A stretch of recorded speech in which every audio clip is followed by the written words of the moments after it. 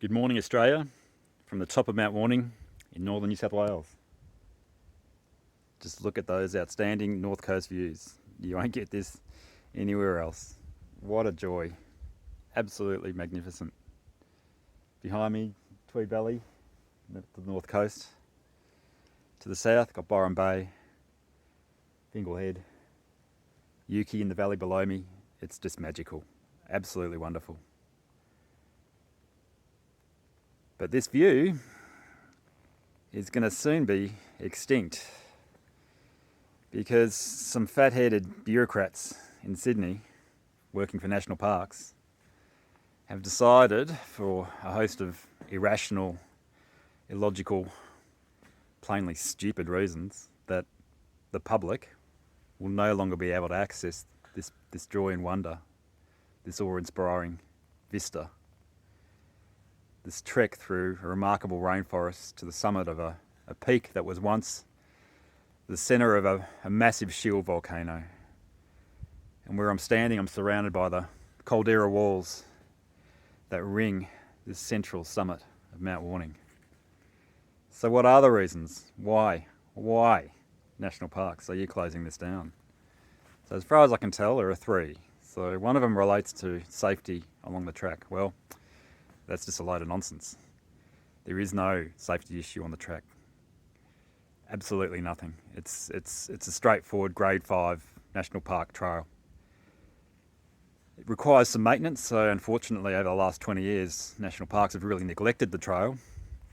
Over the last 2 years with the COVID nonsense, they've done nothing at all, so it's quite overgrown and it needs some TLC. So there is no real safety issue up here. Environmental, well, again, looking around me and on the way up, there was nothing that would suggest that this track has imposed a negative impact on the environment around me. Over the last 100 years or so, there's been a very large number of visitors up here. It would be in the millions. And yet, despite all that traffic, there is no real environmental impact. Now, in the 1970s, Bill Peach came up here as part of Peaches Australia and did a documentary, and you can see some video of that on my website. And at the summit, during his time, it was a grassy plain. So the trees behind me and the structures I'm standing on, these lookouts, weren't here.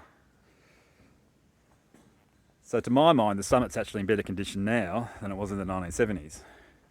So what's the environmental impact? Nothing. And lastly, we've got a couple of Aboriginal groups up here, well, one main one in particular, who think that the public should not be allowed up here. To me, it's all about politics, because when you look into the details, there's a lot of disagreement between different Aboriginal groups. But you won't hear about any of that disagreement from national parks. They only tell you one side of the story. So one of the characters up here that they don't talk to, you won't hear about, is Harry Boyd. Now, Harry Boyd is a Githabul elder. And according to Harry, national parks have even got the name wrong. So the place isn't called Wollumben. Wollumben's over to the north of us. The place is actually called Wollumbenni Molamai, or Scrub Turkey Nest. Indeed, if you look at Mount Warning from the north, the profile actually looks like a scrub turkey. So it was an increased site, so a place where scrub turkeys could be replenished and people didn't hunt them up here. Harry's sister is a lady called Marlene Boyd. Marlene unfortunately died in 2007. But she's got a wonderful thing she said about Mount Warning. So in 2007, before she died, she was interviewed, and you can read this in a Daily Mail article. And she said, "I do not oppose the public climbing of Mount Warning. How can the public experience the spiritual significance of this land if they do not climb the summit and witness creation?" Again, national parks won't tell you anything about Marlene's views. Now, Marlene's mother was actually a very famous North Coast woman called Millie Boyd.